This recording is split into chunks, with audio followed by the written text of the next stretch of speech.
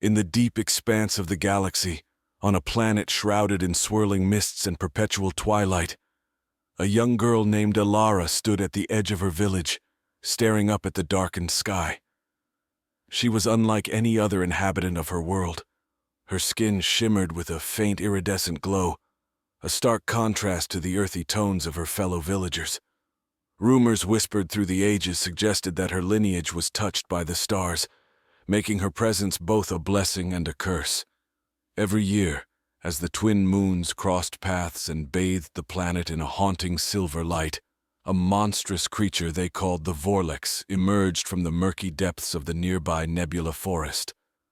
The beast was a nightmare brought to life, with gnarled limbs and eyes that glowed like molten gold, hungering for a sacrifice that would satiate its wrath for another cycle.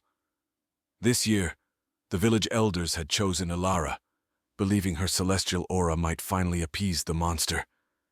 As the night of the sacrifice approached, Alara accepted her fate with a quiet dignity, masking the storm of fear raging inside her. Her parents, torn between ancient duty and love for their daughter, adorned her in a garment woven from the light of fallen stars, hoping it would protect her from the darkness to come. On the eve of the ritual, as Alara was led to the edge of the nebula forest, a strange silence fell over the planet. The air vibrated with the unspoken prayers of her people, their eyes filled with sorrow and guilt. Just as the elders prepared to leave her bound at the forest's threshold, a brilliant streak of light tore across the sky, catching everyone's attention. From the light emerged a small, sleek spacecraft, unlike anything Alara or her villagers had ever seen. It landed smoothly on the soft, moss-covered ground, and from it stepped a human, his features rugged and attire distinctly different from anything known to Alara's people. His name was Captain Liam Riker, a rogue space explorer known for his daring adventures across the cosmos. The villagers, fearful yet fascinated, tried to ward off the newcomer with primitive weapons. But Captain Riker was undeterred. His eyes locked on Alara, seeing not just her otherworldly beauty, but the unmistakable mark of fear that she could not hide. "Why do you bind this girl?" Riker questioned, his voice a calm force amidst the chaotic murmurs of the crowd. "She is to be a sacrifice, to save us from the Vorlex," one elder spoke, his voice trembling. Riker approached Alara, his steps measured and eyes filled with a resolve that made her heart skip a beat. "And you believe feeding this creature will spare you? That it won't return?" he challenged, glancing back at the trembling elder. Alara watched him, her luminous eyes wide with a mix of fear and a flicker of hope. Riker knelt before her, cutting the binds that held her with a small device that emitted a low, soothing hum. Helping her to her feet, he spoke softly. "Come with me if you want to live. I have a plan, but we must act quickly." As the villagers protested, the ground trembled ominously, signaling the approach of the Vorlex. Riker grabbed Alara's hand, pulling her towards his ship. "Trust me," he urged, his gaze locking with hers. With a roar that shook the very air, the Vorlex burst through the forest line, its monstrous form a silhouette against the glowing moons. Alara, torn between her duty to her people and the urge to flee from her destined demise, hesitated only a moment before sprinting with Riker to the safety of his ship. As they lifted off, leaving the terrified villagers and the enraged Vorlex below, Alara looked back at her home, her fate now as uncertain as the star-strewn sky above. But beside her was a man who had seen something worth saving in her, a thought that warmed her more than the starlight ever could. As Alara and Captain Riker hurtled through the atmosphere in the sleek spacecraft, the confines of the cabin felt simultaneously claustrophobic and infinite. Riker's fingers danced over the luminescent controls, plotting a course that would loop them around the planet's moon to buy some time. "Listen," Riker began, his voice steady despite the adrenaline that surely coursed through him as well. "The Vorlex is tied to your planet's gravitational pull and its life cycle. I've encountered similar creatures before. They don't relent, they learn and adapt. Your sacrifices have only made it stronger and more reliant on your people." Alara, still catching her breath from their escape, nodded, her mind racing to keep up. "So what do we do? There's nowhere on Valeria that can protect us indefinitely." "That's why we're not going to hide," Riker replied, his eyes not leaving the viewport. "We're going to end this. I have a plan to create a sonic disruption strong enough to disorient the Vorlex, maybe even drive it away permanently." Elara absorbed his words, the weight of them sinking into her like stones in deep water. "And after that, what happens to me?" she asked, her voice a mere whisper.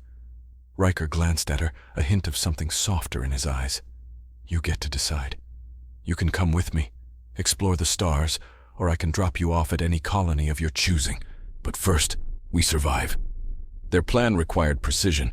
Riker explained that the sonic device needed to be deployed directly at the creature's lair, deep within the nebula forest. The idea of returning there sent shivers down Alara's spine, but the thought of running away, of leaving her people to fend for themselves, was unimaginable. "We'll need to modify the frequency emitter to create a resonance that's unbearable to the Vorlex, but harmless to other life," Riker continued, pulling up schematics on a screen. "You'll have to help me with that. Your knowledge of Valeria's geology could be crucial." Elara nodded, feeling a spark of purpose ignite within her. She moved closer to the console, her eyes scanning the complex diagrams. "The crystal formations in the forest, they could amplify the sound," she suggested, her mind racing with possibilities. "Exactly." Riker smiled briefly, his focus returning to the task at hand. "We use the planet's own resources against it." As they approached the moon, Riker performed a slingshot maneuver, using the gravitational pull to catapult them back towards Valeria. The ship shook as they re-entered the planet's atmosphere, the bright flames of re-entry reflecting in Alara's wide, determined eyes. Hours later, armed with modified equipment and a hastily formed plan, they landed discreetly on the outskirts of the nebula forest. The air was thick with the scent of ozone and pine, the forest floor damp and unwelcoming. They trekked silently, aware that every moment spent on the ground increased their risk of encountering the Vorlex. Finally, they arrived at the heart of the forest, the air vibrating with the latent power of the crystal formations. Riker set up the device, adjusting the settings while Elara mapped the layout of the crystals, her hands steady despite the palpable danger that lurked nearby. As the device charged, a low hum began to fill the air, growing louder with each passing second. Alara's heart raced as she looked towards Riker, who nodded at her to initiate the final sequence. The world seemed to hold its breath as she pressed the button, unleashing a sonic wave that rippled through the forest, magnified 1,000-fold by the crystals. The ground trembled, leaves rustled violently, and then a deafening silence fell. They waited, breaths held, until the forest around them began to stir once more, this time free of the dark presence of the Vorlex. They had done it. They had driven the beast away. Elara looked at Riker, a mix of disbelief and relief washing over her. Together, they had changed the fate of her world. Now it was time to decide what came next. After the sonic wave had dissipated into the quiet murmur of the nebula forest, Elara and Captain Riker waited with bated breath for any signs of the Vorlex's return. When none came, a tentative sense of victory allowed them to exhale in unison, their relief palpable in the crisp air of Valeria. "Seems we've bought some peace, at least for now," Riker said as they dismantled the equipment, his voice carrying a hint of cautious optimism. "We should head back to the village. They need to know it's safe, and that they can stop the sacrifices." Elara nodded, her thoughts drifting to her people. How would they receive her now? As a savior, or as one who defied tradition and brought an outsider into their sacred rituals? The walk back to the village was filled with such reflections, the silence between her and Riker thick with anticipation and uncertainty. As they neared the village, the first signs of life began to emerge. Children playing at the outskirts ran back towards the huts, calling out their arrival. Soon a crowd gathered, their faces a tapestry of awe, fear, and confusion. Elara stepped forward, her voice clear and strong as she recounted what had transpired in the forest. "We have faced the Vorlex and ensured it will no longer threaten us," she announced, Riker standing a step behind her, an unspoken support. "We used knowledge and courage, not sacrifices. We can live without fear now." The elders, dressed in their ceremonial robes, stepped forward, their expressions unreadable. The chief elder, A stern woman with lines of wisdom etched into her face, eyed Riker suspiciously before turning her attention to Alara. "You have brought change, Alara, and with it comes uncertainty," the elder said, her voice resonating with the authority of someone who had guided many through the trials of life. "We must consider carefully how to proceed. Your actions have saved us, but they defy our traditions." A murmur of agreement and dissent rippled through the crowd. Alara felt Riker's reassuring presence behind her, his confidence bolstering her resolve. "Traditions that demand sacrifice blind us to solutions that can preserve us all," Alara argued with a respectful firmness. "We should not bind ourselves to fear. We've seen a new way, a better way." The debate that followed was intense and long. Riker observed, silent, respecting that this was not his world, his culture to dictate. As the sun dipped below the horizon, casting long shadows over the village, a consensus began to form. Change was necessary. The cycle of fear and sacrifice had to end. That night, under the stars of Valeria, a feast was held. It was a celebration not just of their safety, but of a new beginning. Alara felt the change in the air, a lightness she hadn't felt since childhood. Her people, her parents among them, looked at her with new eyes, seeing her not as a sacrifice, but as a beacon of new possibilities. As the celebration wound down, Riker pulled Alara aside, away from the firelight and into the cool shadows. "You've changed their path," he said, his voice low. "What about yours? Will you stay and lead them, or will you come with me?" Alara looked up at the vastness of the night sky, the stars twinkling like distant beacons. She felt the weight of her heritage and the pull of unknown worlds beyond her own. "I need to think, to decide where my heart truly lies," she confessed, her gaze meeting his. "But first, I need to help my people transition. I need to ensure they embrace this new path firmly." Riker nodded, understanding her need to stay grounded, at least for a while. "Then I'll wait. For as long as you need," he said, a promise hanging between them like the stars above. As they returned to the flickering lights of the feast, Alara felt a surge of hope for her planet, and for whatever adventures might lie ahead. Over the following weeks, Alara dedicated herself to the transformation of her village. Under her guidance, the elders began to explore new ways to utilize the technologies Riker had introduced, adapting them to better understand their environment and protect themselves without resorting to ancient, brutal customs. Riker, meanwhile, busied himself with repairs and upgrades to his ship, which he'd temporarily docked on the outskirts of the village. The villagers, initially wary of the alien craft, gradually became curious. Riker took it upon himself to offer lessons in basic engineering and astrophysics, turning skepticism into a budding interest in the sciences. Alara watched as young and old alike hung on Riker's every word, their minds opening to the vastness of the universe. One afternoon, as Alara and Riker walked through the newly established learning center, a modest building filled with salvaged screens and data pads, she broached the subject that had been lingering in the back of her mind. "The changes here, they're good, Riker, but I can't help but feel there's more out there, that maybe my place isn't just here." Riker stopped, turning to face her. His expression was serious, thoughtful. "There is more, Alara. So much more. I've seen worlds of ice and fire, planets where the skies are painted with light. You have the spirit of the explorer. You always have." Alara felt a thrill at his words, a longing for sights she'd only dreamed of. Yet, her duty to her people held her back, a tether she wasn't quite ready to cut. "But my people still need me. They're just starting to embrace this new way of life." "True, but they're learning fast, and leadership can take many forms. Perhaps your journey isn't about staying put, but about how far you can go and still be a beacon for them," Riker suggested, his gaze sweeping across the room filled with eager learners. The idea resonated with Alara, the dual call of duty and desire creating a harmonic in her soul.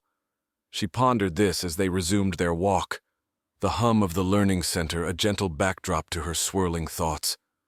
Days turned into weeks, and the village's transformation was remarkable. A council had been formed, consisting of the most forward-thinking elders and some of the younger villagers who had quickly adapted to the new technologies. They began to take on responsibilities that Alara had shouldered alone, proving themselves capable and eager. Seeing this, Alara realized that her people could manage without her direct presence. They were growing, evolving beyond the need for her constant guidance. This realization was both liberating and daunting. One evening, as Valeria's twin moons rose in the sky, casting a soft glow over the land, Riker found Alara gazing up at the stars. "They're beautiful, aren't they?" he asked, standing beside her. "They are. They remind us of how small our worries are in the grand scheme of things," she replied, her voice soft. Riker nodded. "And they remind us that there's a whole universe waiting to be discovered. Have you made your decision?" Alara took a deep breath, her decision clear in her heart. "I have. It's time for me to see those worlds of ice and fire for myself. I want to explore, to learn, and perhaps one day bring that knowledge back here." "So, you'll come with me?" Riker's voice was hopeful, eager. "Yes, but under one condition," Alara smiled, turning to face him fully. "When I return, I bring stories that will inspire 1,000 generations to look up at these stars and dream of what's out there." Riker's laugh was warm in the cool night air. "That's a condition I can live with." Together, they looked up at the sky, the stars twinkling like promises of the adventures to come. Alara felt a rush of excitement, ready to step into the unknown, knowing her roots would always lead her back home. The preparations for departure became a village affair, with everyone contributing in whatever way they could.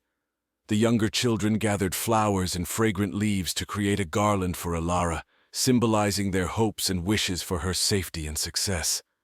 The elders, though still slightly reserved about the vast unknown of space, offered old talismans, meant to protect her beyond the reaches of Valeria. On the morning of departure, the air was thick with a mix of excitement and melancholy. Alara spent her final hours imparting last pieces of advice and sharing heartfelt goodbyes. Her parents, strong yet somber, held her tight, their pride in her bravery mingling with the pain of imminent separation. "Remember, you carry us with you, not just in these tokens but in your spirit," her mother said, tucking a small, delicately carved figurine into Alara's hand, a miniature replica of the village's ancient totem. Her father, a man of few words, simply squeezed her shoulder, his eyes glistening with unshed tears. "Make us proud, more than you already have." As Alara approached Riker's ship, the villagers formed a path, lining up to see her off. Each face was etched in her mind, a reminder of what she was venturing into the stars to ultimately protect and honor. Stepping onto the ship, Alara felt a surge of adrenaline. The interior was familiar by now, yet seeing it through the lens of an impending voyage cast everything in a new light. Riker was already at the controls, running through pre-launch checks with practiced ease. "Ready to leave everything you know for everything you don't?" Riker asked, his tone light, trying to ease the palpable tension. Alara strapped herself into the co-pilot seat, her hands slightly trembling. "As ready as I can ever be." With a smooth thrust, the ship lifted off, the village receding below them until it was nothing more than a patchwork of colors blended into the dense forests of Valeria. As they ascended through the atmosphere, the familiar blue sky gave way to the inky void of space, stars appearing like distant fireflies. Their first destination was a trading outpost on the edge of the galactic rim. Riker explained that they needed to stock up on supplies and possibly upgrade some of the ship's systems for the long haul ahead. Alara listened intently, absorbing every piece of information, each word adding to her growing repository of knowledge. At the outpost, Alara experienced her first taste of the cosmopolitan nature of the galaxy. Beings of all shapes, sizes, and colors mingled, bartering goods that ranged from mundane ores to exotic quantum fabrics. Riker guided her through the bustling lanes, pointing out species and gadgets, his commentary a mix of facts and personal anecdotes.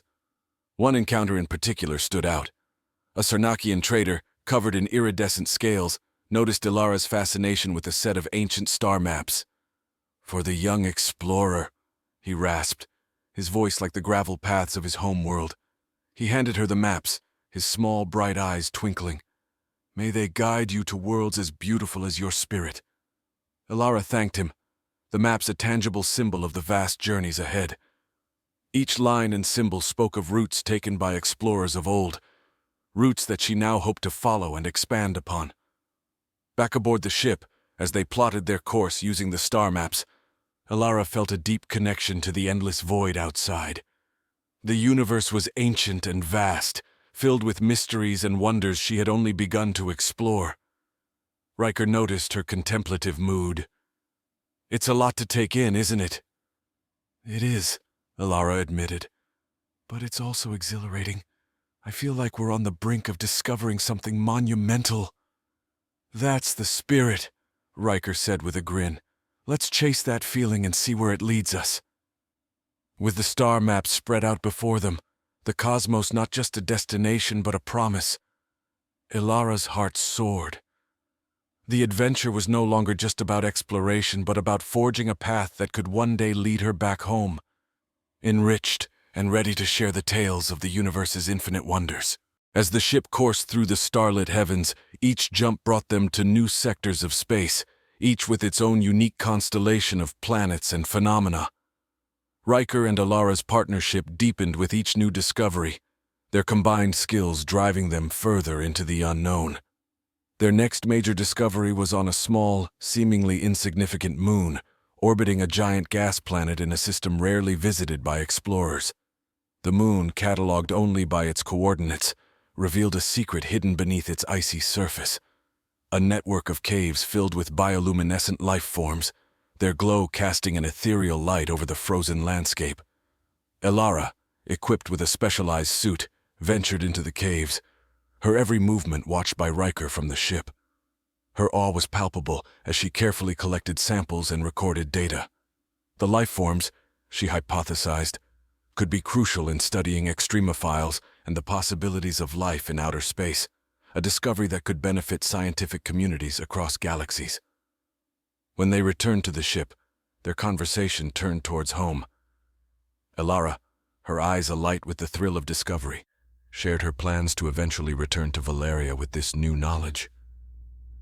"Imagine how much we can advance with what we've learned," she mused, her voice tinged with excitement. Riker nodded, his thoughts also turning towards the future. "And think about how many other places are waiting for us, just like that moon, undiscovered, filled with potential."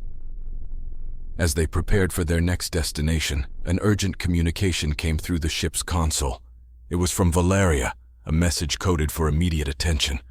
Elara's heart raced as she accepted the transmission, her hands momentarily unsteady. The message was from the newly established council. Her village had been approached by an interstellar conglomerate interested in the unique resources of their planet. The council was seeking her advice, unsure of the conglomerate's intentions and the implications of such a partnership. Elara felt a rush of protectiveness for her home. Turning to Riker, she knew what needed to be done.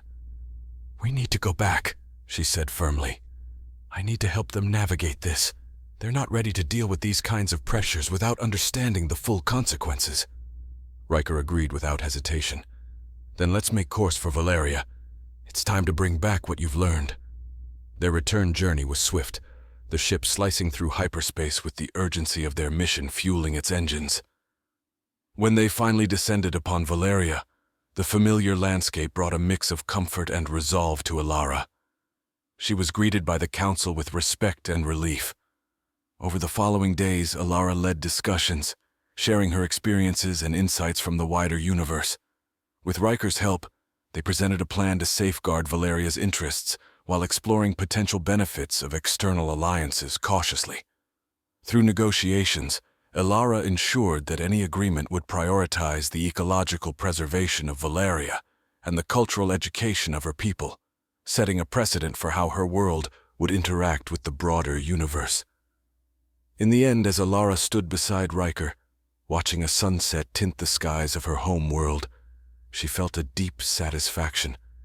She had ventured into the stars, found wonders beyond imagination, and returned to use that knowledge for the good of her people. Turning to Riker, she smiled. "Our adventures are far from over, aren't they?" Riker returned her smile with a nod. Not even close. The universe is vast, and we've only just begun to explore its mysteries. Together they looked up at the emerging stars, the sky a canvas of possibilities stretching endlessly above them. Valeria was their anchor, but the cosmos was their playground, a nexus of stars calling them to new adventures, always reminding them of the delicate balance between exploring the unknown and protecting the known.